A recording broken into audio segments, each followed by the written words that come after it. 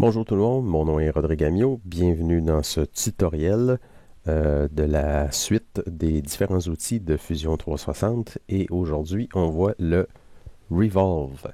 Donc le Revolve, c'est le petit icône ici, on a un accès direct dans le menu. Sinon il est dans le menu ici en dessous du Extrude. Malheureusement on n'a pas de Quick Key, mais on a quand même un accès direct ici. Donc Revolve en gros c'est choisir une surface, un profil ou une surface quelconque. Et une fois que cette surface est choisie là, on peut décider de tourner autour d'un axe. Être conscient aussi qu'on n'est pas obligé de partir à partir d'un sketch. On peut vraiment choisir une face ici et aller choisir l'axe que l'on veut sur ce cube-là, mettons. Là, je vais me mettre en mode angle ici pour que l'on voit bien. Et à partir du moment, oups, et voilà, à partir du moment où je choisis mon axe, à ce moment-là, il va faire par défaut une révolution de 360, mais si je reviens, on voit bien là, que je peux tout simplement faire tourner cette surface-là et puis faire un angle dans cette surface-là. Cela dit, ça peut être n'importe quel type de surface, donc je peux recréer la même chose à partir d'ici. Je fais mon Revolve, je vais choisir cet axe-ci, il fait son 360 automatique, mais si je reviens, et voilà. Donc ça nous permet, si on veut faire une surface, une shape où on veut faire un virage quelconque, puis ensuite de ça continuer, parce que le lien m'empêche de continuer cette face-là en mode extrude. Et voilà, fait que très facilement, on vient de faire un coin, on pourrait avoir ici une shape d'un rebord de quelque chose, puis continuer, donner nos angles et puis faire vraiment le contour qu'on veut à ce niveau-là. Si je reviens ici, l'autre chose qu'on peut faire aussi, on va faire un petit undo ici. Donc, c'est partir à partir d'un sketch, naturellement. Donc, je vais faire un sketch sur le plan ici, derrière. Là, on va voir un petit truc vite comme ça. Je ne suis pas capable de choisir le plan. Très facile, cliquez et maintenez la souris. Donc, si vous cliquez et maintenez la souris, vous avez un menu. Donc, vous pouvez choisir soit la face, soit le plan XY ou la face qui est carrément derrière. Donc, même si vous ne voyez pas le profil, vous pouvez quand même le choisir. Il faut juste maintenir le clic. Et puis là, à ce moment-là, on peut choisir un profil qu'on ne voyait pas. On va se faire un petit dessin vraiment très simple. Oups. Et voilà, OK. Même. Je reviens ici. On va finir ça avec une ligne comme ça. Et voilà. Puis on va se faire une autre ligne de même pour fermer notre face. Donc, on a un petit profil très simple ici. On va finir le sketch. Et là, on va aller travailler sur le Revolve. Et on fait ça. On choisit notre surface. Et au niveau de l'axe, ben, la logique voudrait comprendre cet axe-là. Et là, on va faire un 360 encore de façon automatique. Dès qu'on traverse une pièce, le défaut du logiciel, c'est vraiment d'aller en cote. Je ne réexpliquerai pas toutes les opérations ici. C'est exactement la même chose que le Extrude. Donc, on peut être en mode Join. On peut être en mode Cut, Intersect, qui est le contraire du Cut. Donc, il va garder que la partie qui est à l'intérieur de la pièce qu'on est en train de fabriquer, puis il va exclure tout le reste. Et on peut créer un nouveau body ou un nouveau component. Dans notre cas, on va aller en mode Join, mettons. On va forcer le Join ici. Et on a toujours notre histoire d'angle. Donc, je peux toujours choisir l'angle que je veux. Une petite affaire qui peut être pratique sans être obligé nécessairement de dire ah, ouais, je suis à peu près dedans. Puis le kit, des fois, on veut aller sur une surface qui est très mince. On a aussi, à part le angle ou full, on a tout. Le tout, c'est tout surface. À ce moment-là, c'est qu'il me donne mon profil et j'ai tout simplement besoin de cliquer la surface sur laquelle il veut que je me rende. Et là, il va faire vraiment un 90 degrés parfait. Il ne me le met pas l'angle, mais c'est ce qu'il fait. Il va se rendre à la surface, that's it, il va se mettre en mode join. Il n'y a vraiment pas d'espace ici entre les deux, là, c'est sécuritaire. Donc, c'est tout simplement de dire, ben, prends cette surface-là, fais une rotation autour d'un axe et rends-toi sur cette surface-là. Donc, ça, c'est une façon qu'on peut faire aussi. On va revenir à angle ici. On va réduire cet angle-là. Donc, naturellement, vous pouvez choisir l'angle. Et ensuite de ça, on a les directions. Au niveau des directions, une direction, deux directions. Quand on va aller à deux directions, ben à ce moment-là, on a deux angles. On a l'angle d'un côté et on a l'angle de l'autre côté de notre surface. Et puis, on a la version symétrique.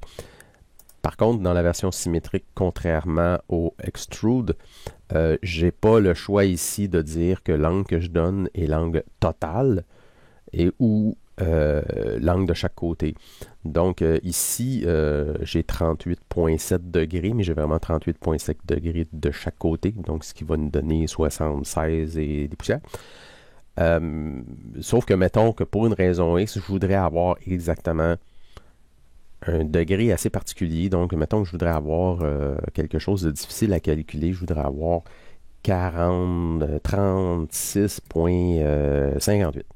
OK? 36,58 degrés. Le problème, c'est que je veux 36,58 degrés total avec une équivalence de chaque côté. Ben, oubliez jamais que dans tous les champs de valeurs, vous pouvez mettre des multiplicateurs, des diviseurs et tout.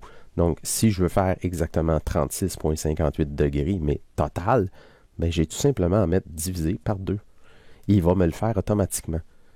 Donc, vous n'avez pas à le calculer vraiment. Vous avez à connaître la mesure que vous voulez totale. Vous vous mettez en mode symétrique. Vous faites diviser par 2. Et vous allez l'avoir de façon automatique. Éventuellement, peut-être que dans les prochaines versions, ils vont mettre l'option qu'on a un peu dans l'extrude, là, qui fait qu'on peut choisir si la valeur qu'on rentre, c'est le total ou chaque côté, donc 2 fois. Donc, il n'y a pas vraiment plus de choses à ajouter. N'oubliez pas que si vous voulez modifier, vous pouvez toujours retourner ici là, sur votre extrude.